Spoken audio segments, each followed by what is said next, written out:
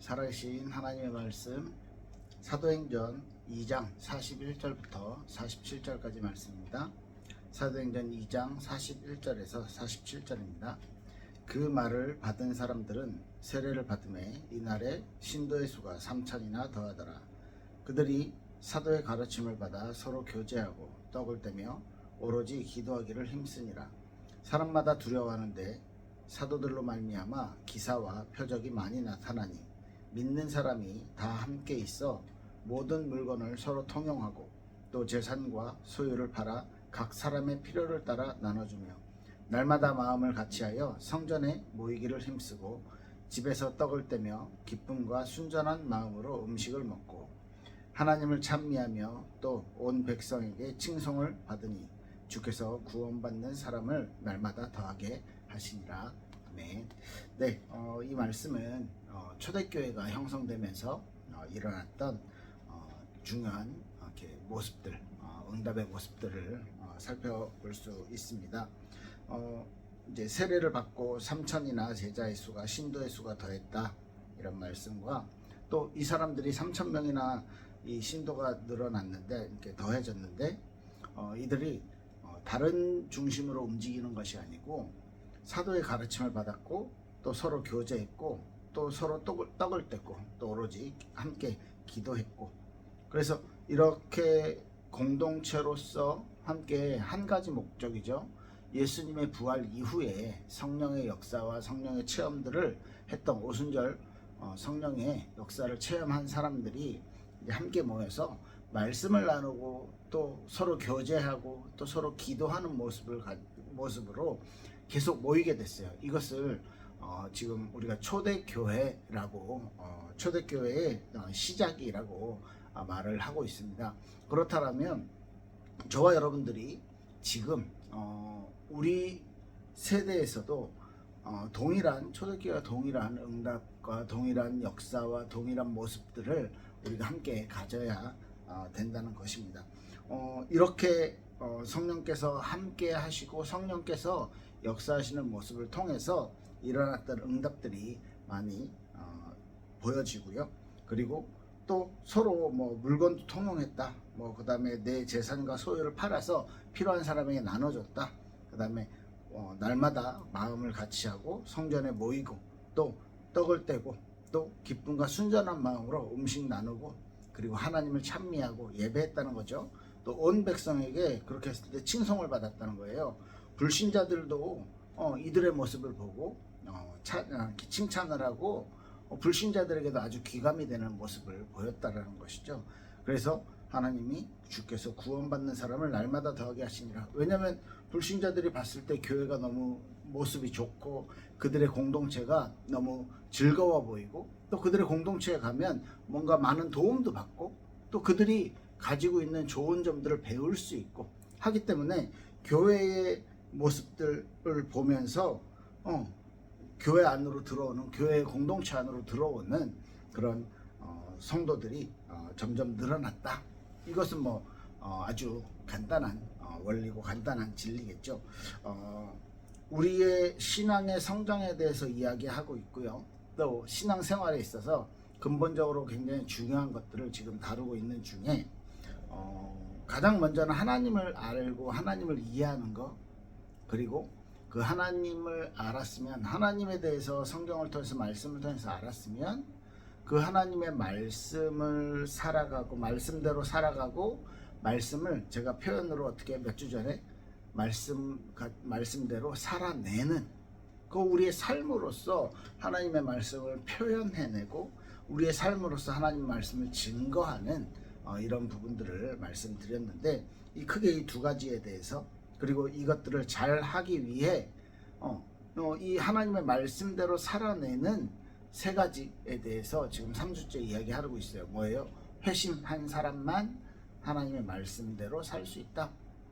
그리고 하나님과 영적인 교제를 가지는 사람, 하나님과 친밀해지는 사람이 하나님의 말씀대로 살 수 있다. 이 두 가지. 세 번째는요, 오늘 이 공동체 생활, 교회와 함께하는 사람이 말씀대로 하나님의 은혜대로 하나님이 하나님을 이해하고 하나님의 진리를 이해한 대로 말씀대로 살아가는 것을 할 수 있다라는 것이죠. 자, 이렇게 됐을 때 오늘 교회의 모습들을 봤습니다. 초대교회에서는요, 부활하신 예수님이 제자들과 만났고 제자들에게 새로운 약속을 주셨죠. 이제 전 세계에 이 복음이 땅끝까지 증거되고 나면 끝이 올 것이다, 이 약속을 주시고, 그동안 한 40일 정도 부활하시고 40일 정도 제자들과 이곳저곳에서 만나시면서 계속 제자들에게 확인하셨던 것들은요, 사명이죠. 네가 나를 사랑하느냐, 베드로와 만나 주셨고, 또 제자들에게 믿음이 없는 것들을요 이제 지적해 주시면서 그들의 마음에 이렇게 뜨겁게 불을 붙여 주시기도 했고요. 이런 사역들을 쭉 하시면서 이제 부활하신 예수님이 모든 사람들이 보는 앞에서 하늘로 올려가셨어요.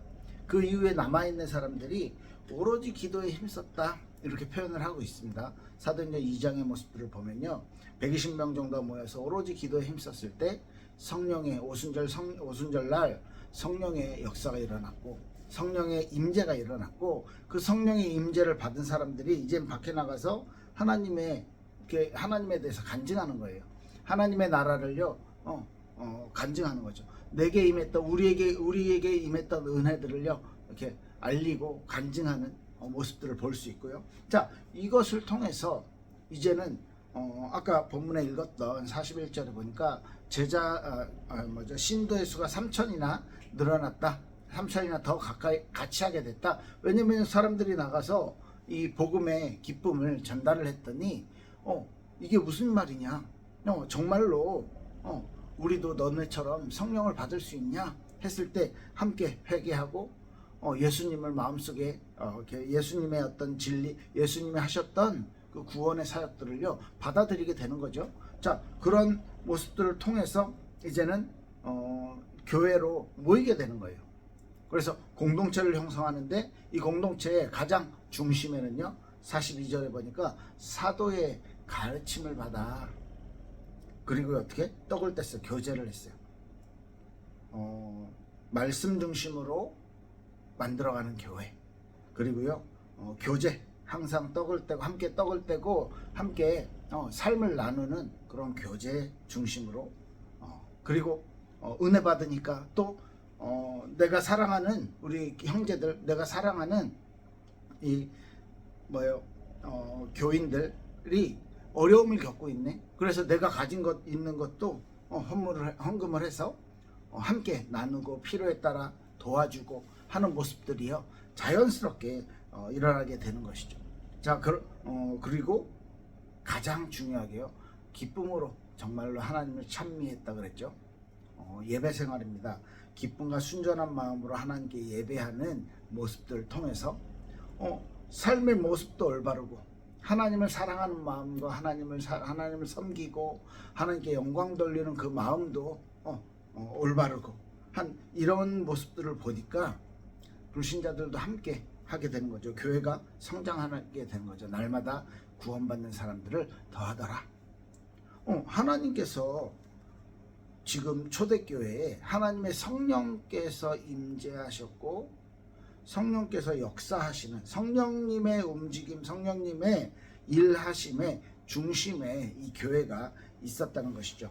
그리고 그 교인들의 어떤 가장 중요한 활동들은요, 예배하고 기도하고 교제하고 그리고 서로 돌보고 서로 나누는 그런 삶을 살았다는 것입니다. 우리가 홀로 외롭게 신앙생활을 하는 것이 아니라 함께 할 수 있는, 함께 나누고 서로 돌볼 수 있는 그런 성령의 역사들을 교회 안에서 그리고 우리의 마음이 열려져서 또 서로에게 필요한 도움들을 줄 수 있는, 그죠? 그런 교회의 모습들을요 지금 초대교회가 가지고 있었다는 것입니다. 여기서 가장 큰 포인트는 저는요 이렇게 생각을 해요. 우리가 열심히 했을 때, 또 우리가 뭔가를 깨달았을 때 그것을 실천할 수 있는 아까 말했던 하나님의 진리를 이해했는데 그 하나님의 진리대로 이해한 또 우리가 받아들이고 우리가 믿고 있는 그 진리대로 살아낼 수 있는 방법으로 하나님께서 성령의 임재를 부어주셨다는 거죠. 그래서 내가 열심히 하면 분명히 한계가 있어요. 내가 사람들을 도와줘야지, 그리고 내가 사람들을 이해해야지 했을 때는 분명히 한계가 오는데, 성령의 임재, 성령의 역사가 살아있는 교회의 모습들을 보니까 정말 서로를 사랑하고 정말 서로를 이해했다는 것이죠. 물론 나중에 보면 사도행전 5장에도 보고 핍박도 있고 환난도 있고, 또 사도행전 5장에 보면 질투나 시기 때문에 이렇게 거짓말을 하고 하면서 성령을 속이는 것 때문에 교회 안에 어떤 문제가 이렇게 죽임을 당해서 문제가 생기기도 하는데요.